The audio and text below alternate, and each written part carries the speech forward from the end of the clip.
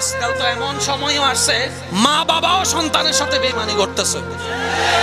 সেই ছেলে টাকা কামায়, তারে আদর, তার বউয়েরও আদর, তার বাচ্চারও আদর, ওরে আমার নাতিটারে।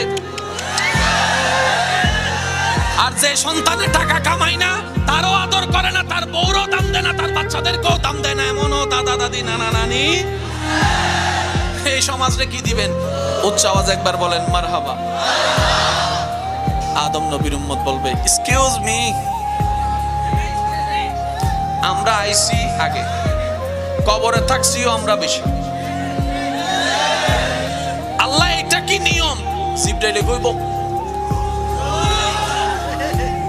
এটা ভিআইপি নবীর ভিআইপি উম্মত। সুবহানাল্লাহ, আমি শুনি নাই কথা কইস না সব, এটা ভিআইপি নবীর ভিআইপি উম্মত। কয় কেমনে? কয় তোর নাম কি? কয় আব্দুল্লাহ। কয় তোর নাম কি? কয় আব্দুর রহিম। কয় তোর নাম কি? কয় আব্দুল মালিক। কয় এটা কেডা জানোস নি? এটা আব্দুল্লাহ নয় শুধু, এটা মুহাম্মদ আব্দুল্লাহ।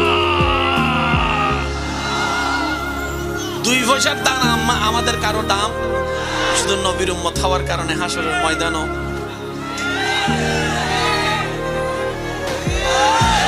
এবার আমি সবার কাছে একটা প্রশ্ন করব, খাবারের দাম বেশি, খাবার চান বেশি নাকি সম্মান চান বেশি? জোরে বলেন না।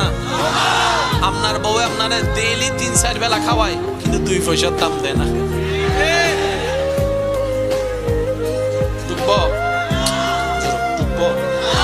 আর সম্মান দিয়ে যদি একটু তেঁতুলের আচারও দেয়,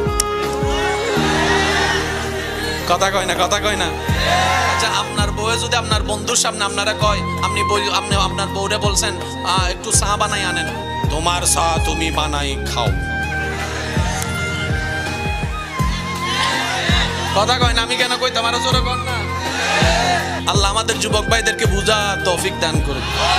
তবে আমি এতটুকু আপনাদেরকে আশ্বস্ত করতে পারি যে আল্লাহর খুশির দিকে আসতে চায়, আল্লাহ তাকে দয়া করে সাহায্য করে করবে করবে করবে করবে করবে। যে নিজেকে পরিবর্তন করতে চাইবে, আল্লাহ তাকে কিছু পরীক্ষা নিয়ে পরিবর্তন করার জন্য দয়া করবেন।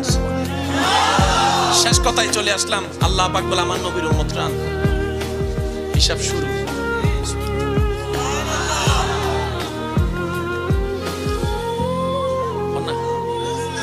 গুনা গুনা, বাম সাইডে কি, ডান সাইডে কি? গুনার ফলটা বাড়ি হয়ে গেছে।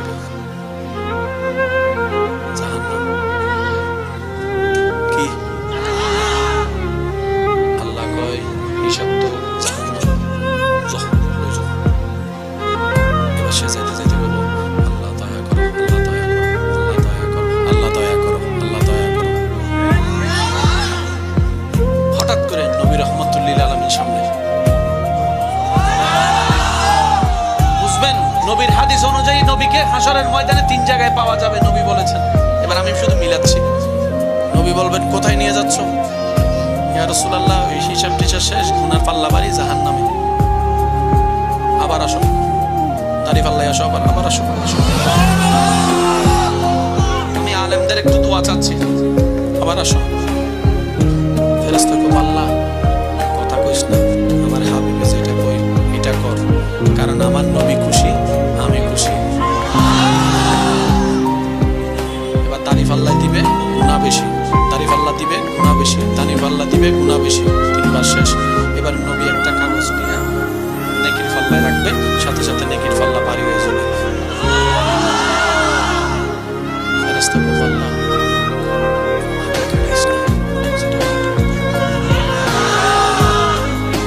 আবার বলছি, ওলামায়ে কেরামের একটু দোয়া চাচ্ছি, একটু মনোযোগ চাচ্ছি। ওই উম্মত কার নাম পরে জানি না, কিন্তু যে কোনো একজন তো হয়েও যেতে পারে। রাসূলুল্লাহ, এটা কি?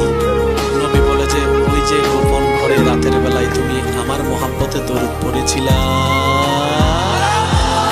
ওই দরুদটা আমি আজকের দিনের জন্য আল্লাহর হুকুম নিয়ে জমা করে রাখছিলাম, শুধু তোমাকে বাঁচানোর ব্যবস্থা করে রাখছি।